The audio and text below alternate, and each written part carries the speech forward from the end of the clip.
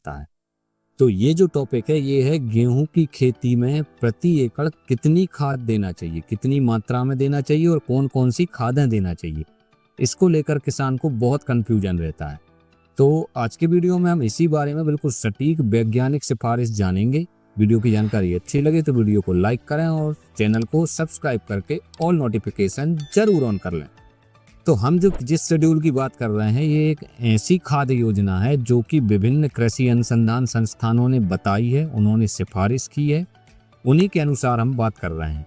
हर एक अनुसंधान संस्थान में रिसर्च वेराइटियों पर विशेष प्रकार से रिसर्च की जाती है और उनके पास अपने अपने एग्रोनॉमिस्ट होते हैं, यानी कि जिनका काम ही होता है कि किस किस्म को, किस गेहूं को कौन सा पोषक तत्व कितनी मात्रा में चाहिए। वो लोग यही काम करते हैं। ये जो अनुशंसा है ये मैंने पूरी लिख करके रख ली है। तो इसके अनुसार 1 एकड़ में सामान्य सिचुएशन की बात कर रहा हूँ, आपकी सामान्य जमीन है, कोई दिक्कत नहीं है, उसकी बात कर रहा हूँ। कुछ जमीनों में बहुत कमी है किसी चीज़ की तो उसके लिए स्पेशल तरीके से फिर खाद सिफारिश की जाती है, लेकिन ये एक सामान्य अनुशंसा है।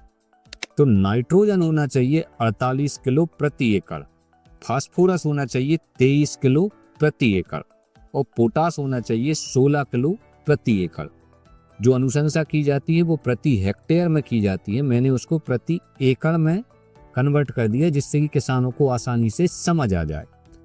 अब ये तो हमें पता चल गया कि 48 किलो हमें नाइट्रोजन देना है, 23 किलो फास्फोरस देना है, 16 किलो पोटास देना है, लेकिन कौन सी खादों से इसको दें और कितनी मात्रा में दें कि ये डोज परफेक्ट सेट हो जाए, तो वो भी मैंने सेट करके रखा है। तो इसमें आपको बुआई के समय जो बेसल डोज देना है उसमें आपको देना है 1 बोरी DAP।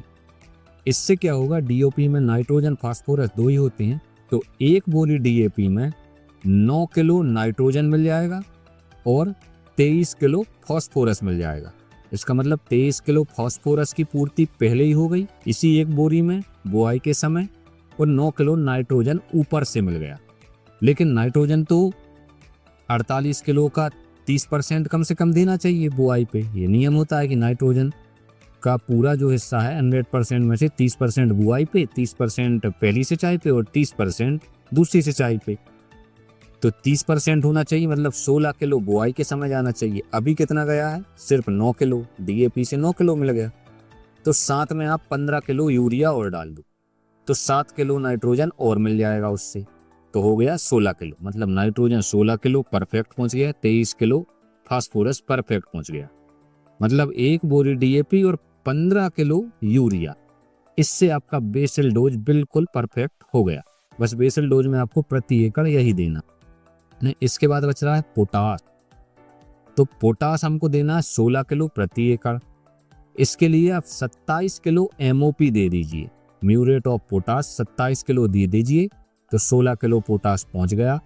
बस अब आपका काम खत्म, 1 एकड़ में इससे ज़्यादा आपको नहीं देना है। अब बात करते हैं पहली सिंचाई की। पहली सिंचाई में आपको 35 किलो यूरिया देना है। जब भी आप पहली सिंचाई करें 35 किलो यूरिया, इससे 16 किलो नाइट्रोजन मिल जाएगा।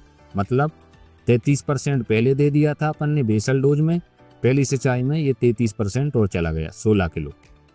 इसके बाद यही पहली सिंचाई में आपको जिंक सल्फेट का स्प्रे भी देना चाहिए। तो अगर जिंक सल्फेट आप 21% वाला यूज कर रहे हैं तो 5 ग्राम प्रति लीटर घोल बनाना है, और अगर 33% वाला आप जिंक सल्फेट यूज कर रहे हैं तो 3 ग्राम प्रति लीटर के हिसाब से घोल बना के और स्प्रे कर देना है।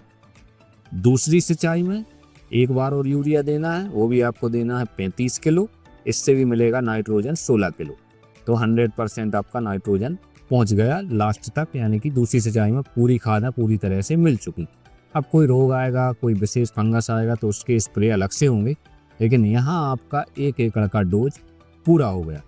कुल मिलाकर के 1 एकड़ की बुआई करने के लिए बेसल डोज में आपको देना है 1 बोरी DAP, 15 किलो नाइट्रोजन और 27 किलो MOP। बस ये है बेसल डोज। इसमें आपकी सभी खादों की मात्रा पूरी हो जाएगी। यूरिया अलग से 2 बार और 2 सिंचाइयों पे देना पड़ेगा। बस ये है बिल्कुल शुद्ध वैज्ञानिक अनुशंसा, जिसको मैंने शुद्ध सरल आसान भाषा में किसानों की भाषा में बता दिया है। और यही जो अनुशंसा है इसको मैंने वीडियो के डिस्क्रिप्शन में भी डाल दिया है, जिससे कि आप पढ़ करके भी इसका अनुसरण कर सकें और इससे अपना फायदा ले सकें। तो चलिए मिलते हैं ऐसे किसी अन्य वीडियो में, तब तक के लिए जय हिंद, जय भारत।